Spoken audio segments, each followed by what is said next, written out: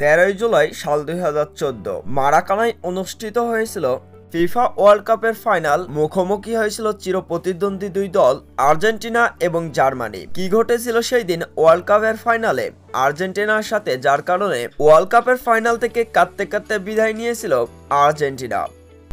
আজকের এই ভিডিওতে জেনে নেব কি ঘটেছিল সেই দিন 2014 ওয়ার্ল্ড কাপের ফাইনালে মারাকানাতে মেসির সাথে। 1986 এবং 1990 সালের পরে ফাইনালে তৃতীয়বারের মতন মুখোমুখি হয় আর্জেন্টিনা এবং জার্মানি, যা ছিল বিশ্বকাপ ইতিহাসে একটি রেকর্ড। কেননা বিশ্বকাপ ইতিহাসে ফিফা ওয়ার্ল্ড কাপের ফাইনালে তৃতীয়বারের মতন মুখোমুখি হয়নি কোনো দুই দল। 13 জুলাই 2014 সালে মারাকানা স্টেডিয়ামে অবশ্য মুখোমুখি হয়েছিল আর্জেন্টিনা এবং জার্মানি। শক্তিশালী স্কোয়াড নিয়েই অবশ্য মাঠে নেমেছিল সেই দিন Argentina Germany. German football team অবশ্য সেমিফাইনালে ব্রাজিলকে হারিয়ে ফাইনালে ওঠে। অন্যদিকে আর্জেন্টিনা ফুটবল টিম মেসির নেতৃত্বে কোয়ার্টার ফাইনাল সেমিফাইনালে দুর্দান্তভাবে জয় করে তারপরেই উঠে আসে ফাইনালে। এই ম্যাচের আগে অবশ্য জার্মান ফুটবল টিম তারা 7 বার খেলেছিল বিশ্বকাপের ফাইনাল, যেখানে 3 বার বিশ্বকাপ ট্রফিও জয়লাভ করে জার্মান ফুটবল টিম।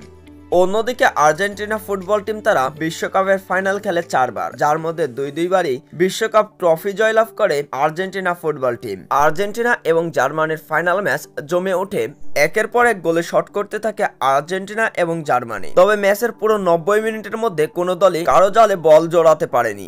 গোল শূন্য শেষ হয় 90 মিনিটের পুরো ম্যাচ। এরপরে আবারও অতিরিক্ত 5 মিনিট দেওয়া হলে সেখানেও গোল করতে পারে না কোনো দলই। সেখান থেকে আরো 20 মিনিট বাড়ালে 113 মিনিটের মাথায় দুর্দান্ত এক গোল করে বসেন জার্মান ফুটবলার মারিও গোটজে। মারাকানায় সেই দিন মেসির খেলা দেখতে 78,000 দর্শক উপস্থিত হয়েছিল স্টেডিয়ামে। জার্মানির বিপক্ষে অবশ্য আর্জেন্টিনা ফুটবল টিমের ফুটবলাররা 10টি গোলে শট করে। অন্যদিকে জার্মান ফুটবলাররাও আর্জেন্টিনার গোল পোস্টে 10টি শট করেছিল। তবে ম্যাচের 113 মিনিটের মাথায় মারিও গোটজের দুর্দান্ত এক গোলেই অবশ্য এগিয়ে যায় জার্মান ফুটবল টিম এবং সেই সাথে সাথে বিশ্বকাপের ফাইনালও অবশ্য জয় করে নেয় সেই দিন জার্মান ফুটবল টিম। বিশ্বকাপের ফাইনাল জয়ের সাথে সাথে কান্নায় ভেঙে পড়ে আর্জেন্টিনা ফুটবলাররা।